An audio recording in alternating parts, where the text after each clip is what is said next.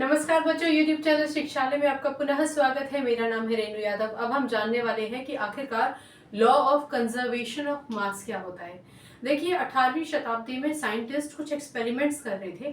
कुछ एक्सपेरिमेंट्स करते वक्त उन्होंने देखा कि अगर किसी भी कंटेनर में वो दो केमिकल्स को मिला रहे हैं तो उस कंटेनर, और वो क्लोज कंटेनर है, ऊपर से ढका हुआ है, तो वो जो मास है उसमें कोई तब्दीली नहीं आ रही है। यानी कि जितने भी रिएक्टेंट्स उसमें मिलाए गए वो सारे के सारे प्रिजर्व रह रहे थे। तो जब उन्होंने ये नोटिस किया तो उसके बाद एक लॉ आया जिसको हम कहते हैं लॉ ऑफ कंजर्वेशन ऑफ मास। ये लॉ समझने से पहले, इससे पहले जो वीडियो डाली गई है जहां पर रिएक्टेंट्स और प्रोडक्ट्स के बारे में बताया गया है वो जरूर सुन लीजिएगा ताकि ये आपको ज्यादा बेटर तरीके से समझ में आए। तो आइए जानते हैं लॉ ऑफ कंजर्वेशन ऑफ मास क्या होता है।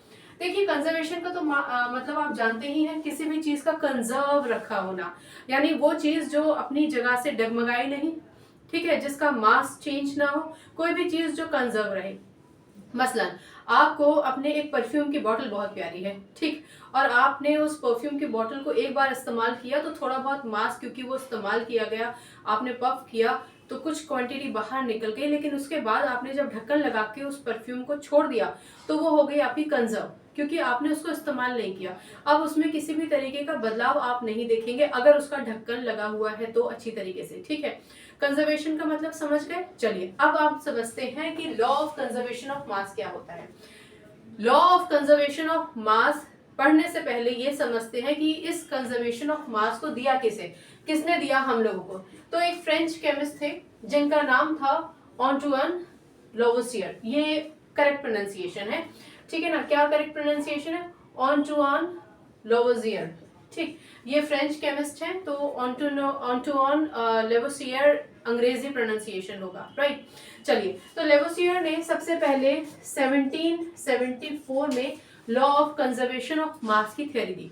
इन्होंने कहा कि मैटर आप जानते हैं ना, पदार्थ, मैटर को ना तो बनाया जा सकता है ना डिस्ट्रॉय किया जा सकता है, उसको एक फॉर्म से दूसरे फॉर्म में कन्वर्ट किया जा सकता है। सब समझ में आ जाएगा, सिर्फ सुनते रहिए।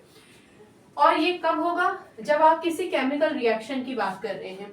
तो जैसा कि मैंने आपको कहा, इससे पहले वाला वीडियो समझिए, थोड़ा केमिकल रिएक्शन समझ में आएगा, ये इक्वेशन और ये थ्योरी ज्यादा बेटर क्लियर होगी। तो चलिए, law of conservation of mass मतलब mass can neither be created not destroyed, it can be transform from one form to another, ठीक। या फिर दूसरे शब्दों में, अगर किसी केमिकल रिएक्शन में आप देखते हैं कि टोटल प्रोडक्ट कितना बना है, तो उस प्रोडक्ट का जो क्वांटिटी होगा वो रिएक्टेंट की क्वांटिटी के बराबर होगा। कोई दिमाग पर जोर डालने की जरूरत नहीं है, मैं एक एग्जांपल दे रही हूँ, वो सुनिए, फिर ये दोनों चीजें समझ में आ जाएंगी। आपने एक कंपोनेंट लिया CaCO3, ये एक कंपाउंड है जिसको हम कहते हैं कैल्शियम कार्बोनेट, ठीक है, कैल्शियम कार्बोनेट। अब ये कैल्शियम कार्बोनेट आपके पास 100 ग्राम मात्रा में है, यानी कैल्शियम कार्बोनेट की आपने 100 ग्राम मात्रा ली, ठीक। अब आपने इसको हीट किया। जब आप इसको हीट करेंगे तो इसका मतलब एक केमिकल रिएक्शन शुरू हो गया है, यानी एक केमिकल रिएक्शन शुरू हो चुका है, केमिकल रिएक्शन शुरू हो गया है। केमिकल रिएक्शन लिखना जरूरी नहीं है, ये सिर्फ आपको समझाने के लिए है। तो CaCO3 को जब कभी भी हम हीट करते हैं ना, तो हमेशा कैल्शियम ऑक्साइड यानी कि CaO और कार्बन डाइऑक्साइड मिलता है। तो आप देखेंगे कि जब आपने 100 ग्राम कैल्शियम कार्बोनेट को जलाया, हीट किया, गर्म किया, तो ये कैल्शियम कार्बोनेट दो प्रोडक्ट्स में टूटता है। एक होता है calcium oxide, calcium oxide, calcium oxide की मात्रा है 56 ग्राम, और जो दूसरा प्रोडक्ट बनता है जिसको हम कहते हैं कार्बन डाइऑक्साइड, कार्बन डाइऑक्साइड, इस कार्बन डाइऑक्साइड की मात्रा है 44 ग्राम, ठीक। अब आप 4 ग्राम और 56 को जब कैलकुलेट करेंगे तो आपके पास आ जाएगा 100 ग्राम, ठीक है। इससे हमने क्या समझा? इससे हमने समझा कि जो रिएक्टेंट है, ये क्या है? रिएक्टेंट। एरो से जो पहले लिखा होता है वो रिएक्टेंट होता है। भले ही पूरा एक कंपाउंड दिखाई दे रहा हो, या 2 कंपाउंड या 3 कंपाउंड, जितने भी कंपाउंड, 1, 2 या 3, भले कितने भी कंपाउंड हो, अगर वो एरो से पहले हैं तो वो रिएक्टेंट कहलाए जाते हैं।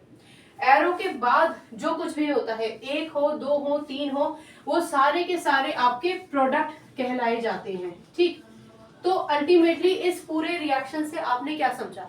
आपने समझा कि हमारे पास 100 ग्राम रिएक्टेंट था। उस 100 ग्राम रिएक्टेंट को जब हमने हीट किया तो हीट करने के बाद एक केमिकल रिएक्शन शुरू हुआ ना, उस केमिकल रिएक्शन की वजह से ये जो कैल्शियम कार्बोनेट है ये टूट गया, टूटकर इसने कैल्शियम ऑक्साइड बनाया और कार्बन डाइऑक्साइड बनाया। ठीक है, कैल्शियम ऑक्साइड की जो मात्रा थी वो 56 ग्राम, ओनली 56 ग्राम कैल्शियम ऑक्साइड ही बना, बाकी का 44 ग्राम कार्बन डाइऑक्साइड बना था। जब हमने 56 ग्राम और 44 ग्राम को कैलकुलेट किया तो हमारे पास आ गया 100 ग्राम। इसका क्या मतलब हुआ, रिएक्टेंट भी 100 ग्राम था, प्रोडक्ट भी 100 ग्राम है।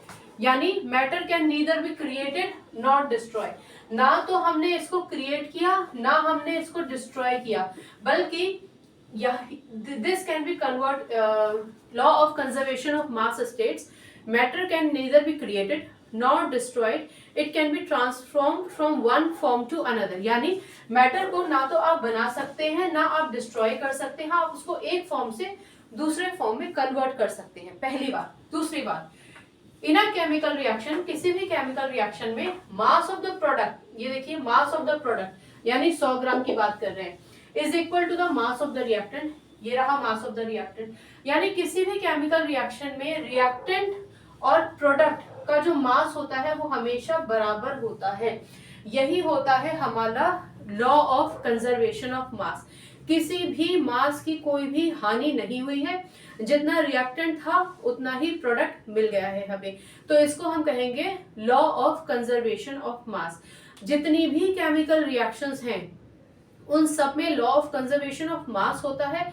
ऐसा ऑन द थ्योरी आप नहीं लेकर चल सकते हैं, कुछ रिएक्शंस में इवेपोरेशन हो जाता है, थोड़ा सा लॉस हो जाता है, ठीक है ना, तो उतनी गहनता में अभी आप मत जाइए, आप सिर्फ लॉ ऑफ कंजर्वेशन ऑफ मास को समझिए कि वो क्या होता है। तो अल्टीमेटली हमने जो परफ्यूम की बोतल की बात की थी कि अगर आपने ढक्कन खोल के थोड़ा स्प्रे कर दिया तो वो तो बाहर निकल गया।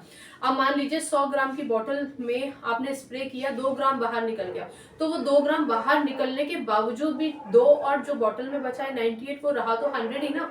इस हिसाब से कंजर्वेशन हुआ। सिमिलरली अगर किसी भी केमिकल रिएक्शन को आप एनक्लोज कंटेनर में रखते हैं तो एनक्लोज कंटेनर में क्या होता है ना, मास की हानि नहीं होती है। जैसे परफ्यूम की बोतल में हमने स्प्रे किया तो वो तो इवेपोरेट हो गया ना, तो अगर इवेपोरेशन जैसी आप सिचुएशन नहीं लेकर आ रहे हैं, क्लोज कंटेनर में रिएक्शंस को प्रोसीड कर रहे हैं या आप उसको कंजर्व कर लेते हैं, तो आप देखेंगे कि जितना रिएक्टेंट था उतना ही आपको प्रोडक्ट मिल जाएगा। ठीक है, एक और चीज समझिए, जैसे हमने कैल्शियम कार्बोनेट को तोड़ा CaO और CO2 बनाने के लिए, ऐसे ही CaO और CO2 को हम जोड़कर दोबारा से CaCO3 बना सकते हैं। ठीक है ना, वो केमिकल रिएक्शन होता है। यानी किसी भी चीज को तोड़ना या किसी भी चीज को जोड़कर वापस एक कंपाउंड में बदल देना, ये सारा केमिकल रिएक्शन का ही हिस्सा होता है। तो कभी भी हम लॉ ऑफ कंजर्वेशन की बात करेंगे तो आप हमेशा याद रखिए कि क्योंकि केमिस्ट हैं तो केमिकल रिएक्शंस होने के जरिए लॉ ऑफ कंजर्वेशन क्या होता है वही वो आपको समझा रहे हैं। तो याद रहेगा अब आपको law of conservation of mass, matter can neither be created not destroyed, it can be transformed from one form to another, secondly and that too in a chemical reaction. Secondly दूसरा इसका क्या डेफिनेशन हो सकता है कि product of the mass of product is always equal to the mass of reactant. ठीक है, इससे रिलेटेड एक एक्सपेरिमेंट भी है जो आपके टीचर्स आपको केमिस्ट्री लैब में करवा देंगे। मैं फिलहाल आपको ऑन द बोर्ड समझा दूंगी और आपको वो आपकी जो टीचर हैं जब आपके इस एक्सपेरिमेंट को लेबोरेटरी में करवाएंगी तो आप और बेहतर तरीके से समझ पाएंगे। ठीक है, तो लॉ ऑफ कंजर्वेशन ऑफ मास बस इतना सा ही है, छोटा सा कंटेंट है। एंड हमने बात किया था कि ऑन्टुअन लोवसियर, इसमें लोवसियर के नाम से ही ये कंटेंट, ये थ्योरी आपको ज्यादातर पूछी जाती है। कई बार आपको ऑन्टुअन नाम नहीं भी पूछा जाता है, तो आप लोवसियर याद रखिएगा। ठीक है ना, चलिए लॉ ऑफ कंजर्वेशन ऑफ मास में कोई भी डाउट हो तो मुझसे जरूर पूछिएगा, डाउट पूछेंगे, क्लैरिफिकेशन मिलेगा। रट्टाफिकेशन करने का सब्जेक्ट नहीं है केमिस्ट्री। ठीक है, केमिस्ट्री से अपनी केमिस्ट्री अच्छी बनाइए, शिक्षा ले आइए। अगली बार मिलने तक अपना ख्याल रखिए, खुश रहिए, सकारात्मक रहिए। नमस्कार।